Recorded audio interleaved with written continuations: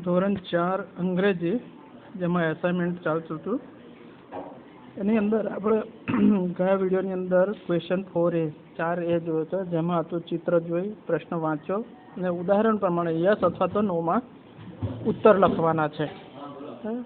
તો એમાં આપણે આગળ થોડાક ઉદાહરણ જોયા હતા. હવે આપણે બીજા વધારાના જોઈએ કે અહીંયા ચિત્ર છે, એની અંદર એક છોકરી પુસ્તક વાંચે છે. હવે જુઓ અહીંયા પ્રશ્ન કે ઇઝ સી સ્લીપિંગ, તે સૂઈ રહી છે? તો અહીંયા સૂઈ નથી રહી, શું કરે છે? પુસ્તક વાંચે છે.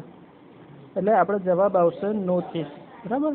તો જવાબ લખીશું કે નો, પછી વાક્યની અંદર આપેલું હી અથવા તો સી, તો અહીંયા સી આપેલું છે, તો સી ઇઝ નો છે એટલે પાછળ આપણે નોટ લગાવવાનું.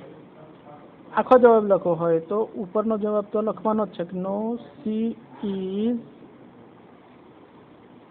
નોટ, પછી અહીંયા શું બાકી રહ્યું છે? સ્લીપિંગ, તો સ્લીપિંગ, બરાબર.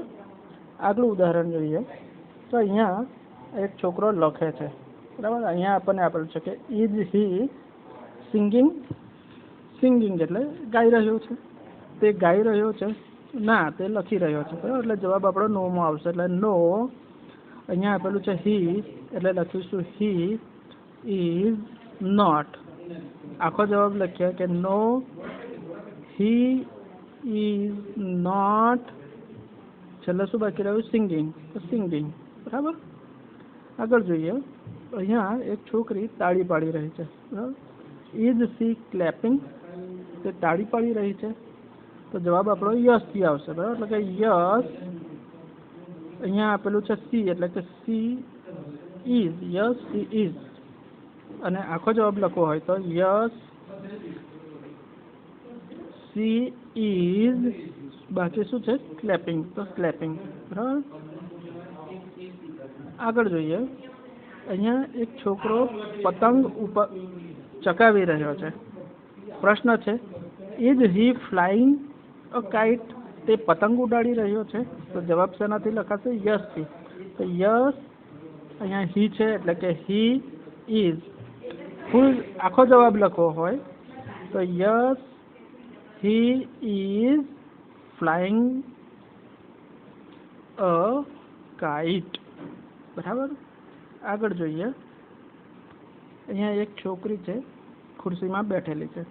પ્રશ્ન છે ઇઝ સી સિટિંગ, તે બેસી રહી છે? તો જવાબ આપણો યસથી લખાશે, બરાબર. તો યસ, અહીંયા આપેલું છે સી એટલે કે સી અને પછી ઇઝ છે એટલે સી ઇઝ. આખો જવાબ લખીએ તો યસ સી ઇઝ, બાકી શું છે? Sitting, yes she is sitting, બરાબર. આગલું ઉદાહરણ જોઈએ, અહીંયા સ્કીપિંગ કરી રહી છે, દોરડા કૂદી રહી છે, બરાબર. અને પ્રશ્ન આપણને શું પૂછ્યો છે કે ઇઝ સી જમ્પિંગ, તે કૂદી રહી છે? તો જવાબ આપણો આવશે નોથી, બરાબર. નો સી ઇઝ નોટ. અને આખો જવાબ લખવો હોય તો નો સી ઇઝ નોટ જમ્પિંગ, બરાબર. તો અહીંયા આ જે ઉદાહરણ છે એ ઉદાહરણ તમારે તમારી નોટબુકમાં લખવાના છે.